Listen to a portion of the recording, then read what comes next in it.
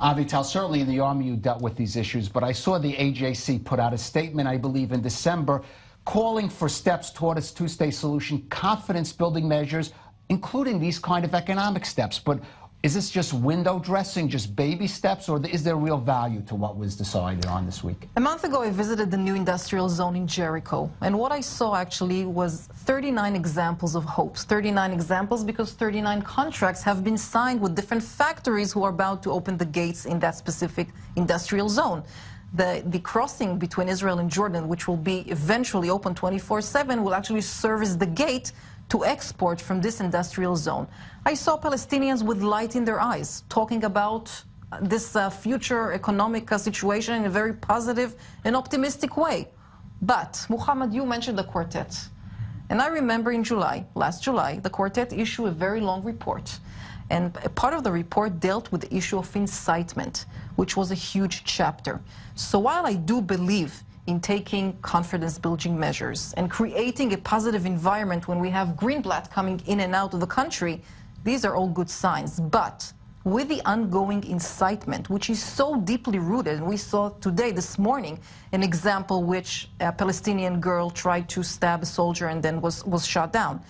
Until that would not stop, I don't see any real efforts in moving towards a peaceful solution. But what about the arguments made by some in the Palestinian camp that incitement is a result of the occupation and you're putting the cart, of course Israel makes the other argument, putting the cart before the horse, but here you're putting the cart before the horse. First, the political steps have to be taken. If I look back at the last year and a half, where we saw the last volume of violence, the wave of violence that we experienced here, 90% of those Palestinians who stabbed Israelis or ran them over, 90% of them have never met an Israeli in their lives. So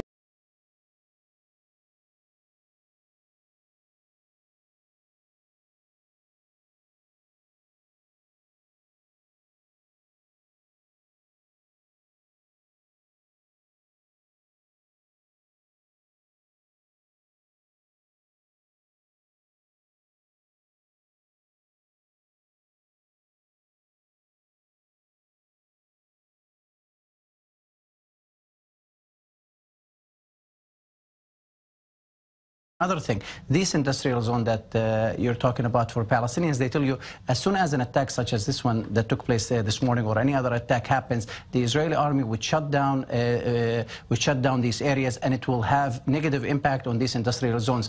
Anytime there is violence in the area, the first the first victim is these industrial zones. Freedom of movement is something that is big for the Palestinians in the West Bank, and they suffer from it. And these industrial zones will not really flourish and see the light at the end of the tunnel unless there is freedom of movement in the West Bank, and even allow the Palestinians to move products and goods into Israel through Israeli harbors, or even into Jordan through the Lembi checkpoint. And that's why it's problematic that one Palestinian told me in Jenin, when I was doing a report on the Jenin industrial zone, which is supposedly being financed by the Germans and the Turks, he said, okay, that's great, we spent millions of dollars in Palestinian land, in Area C, and as soon as there is violence, they come and the Israeli army comes and destroys these industrial zones, so we lose everything. And that's their concerns. It's about freedom of movement. It's about moving the products in and out of the West Bank into Israel and outside into the world. But also at the same time, you know, it's still problematic for them because they are handicapped by Israeli laws. I want to give Avital a chance to respond. Speaking of freedom of movement, and I'm following your line of thoughts here, I remember just recently in 2008, 2009, the number of Palestinians who entered Israel on a daily basis to work was around 20,000. Today, we're looking at ×5 the number legally, and 50,000 are illegal, working illegally in Israel. So we are talking about Israel as the biggest trade partner of the Palestinians.